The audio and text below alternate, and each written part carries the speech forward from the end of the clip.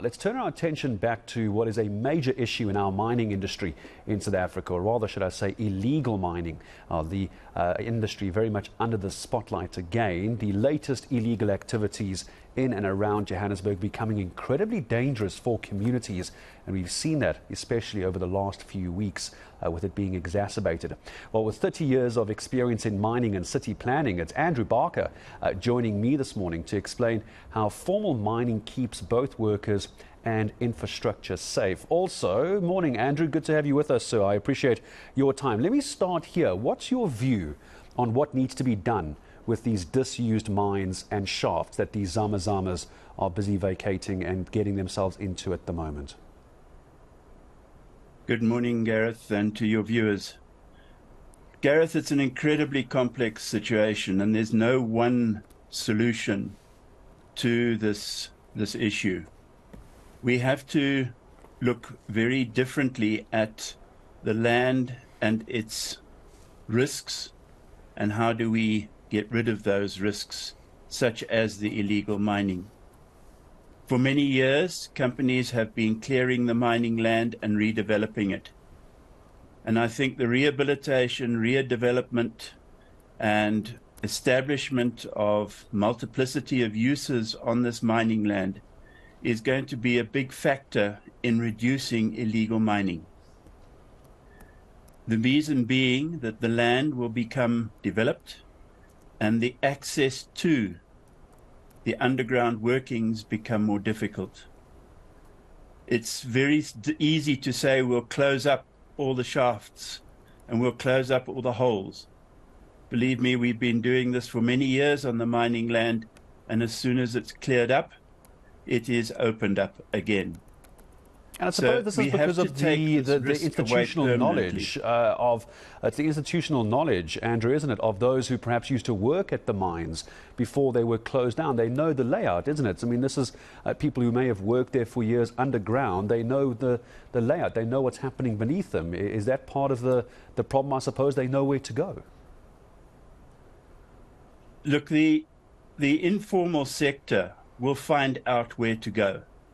And basically, they're looking for that golden thread. And they will follow that golden thread wherever it needs to be found. And they will extract it. And that's really what's causing the risks we're seeing at the moment to our infrastructure, to impacts on surface, to the social issues we're facing. It also obviously has economic impacts in terms of reducing the attractiveness of mining formally within these areas. These areas have been essentially mined out by the formal miners. New techniques are, however, becoming available. And there is gold down there. We know there's gold down there. And that institutional knowledge is around. But we need to get the right techniques to extract it, to make it cost effective. And that's the important aspect that we need to look at in terms of the illegal operations, which do not comply with many of the safety and health issues and regulations that are required for formal mining. I'm curious, this is what Andrew, makes it more when you talk about everything in place at the moment, obviously you're someone who has decades of experience in this. Have you ever been in contact with government, local authorities to get your thoughts on this? Do you get a sense that the authorities who are trying to stop this know the kind of detail that you do, or is it the blind leading the blind, do you think? I think that we may be tackling it in somewhat the wrong way, but there is an incredible need for law enforcement. And this is what has run away in terms of what is happening. The law enforcement, unfortunately, is not strong enough. And we require stricter regulation and monitoring of what's happening to these underground activities. Yes, the development has been an ongoing process with the local authorities, the ongoing process of developing the mining land. But we are reliant on the market. And if the market sees a risk related to the underground mining, it's not going to be keen to invest. So we have to address that problem and make the area and the land, the servicing of that land, more viable and more attractive for investors and developers. Part of our focus today on the Zamas, Andrew, is not just about the mining itself, which is obviously illegal, but you mentioned it a moment ago, is the damage to infrastructure. Just a last question to you. Just unpack that for me. Add some more meat to the bone. When we talk infrastructure, do we mean water infrastructure, electricity infrastructure, or perhaps more than that? Gareth, historically, the mining land has always been an attractive piece of land to lay major services. It is not developed, and therefore it is easier to build into this land major services, water, sewage, electricity, fuel lines, gas lines.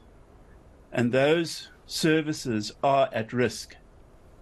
We know that there are activities, underground activities, close to many of these services.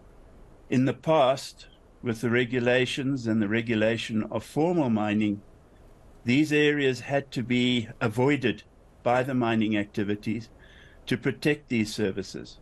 And we're not seeing that because the regulation isn't there. And that's what informality is about. It's not necessarily following the regulation and the requirements of protecting other services and infrastructure.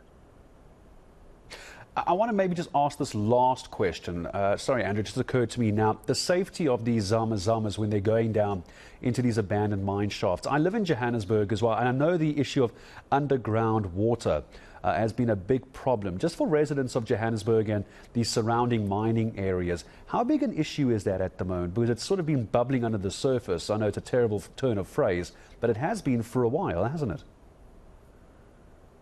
The underground water has always been there. In the past, when the mining activities were taking place, there were extensive pumping operations in the far East Rand and the West Rand to keep the underground mining areas dewatered so that mining activities could take place. When the mining stopped, of course, it wasn't then viable to keep the pumping going, and the pumping was stopped. Subsequently, we've had an increase in water underground, and that has risen to certain levels, in some cases decanting to surface. There are 3 major operations which are keeping the underground water at environmentally safe levels, and those are carefully monitored by the authorities in terms of what they're doing. As far as the illegal mining is concerned, most of their operations will be above that water level. Yeah. And they will not be affected by it unless they move, obviously, into areas that are flooded. But then it becomes impossible for them to mine. But I think the important thing about this water, Gareth, is that we're sitting on an incredible opportunity for water supply to the urban areas in the Witwatersrand and Gauteng.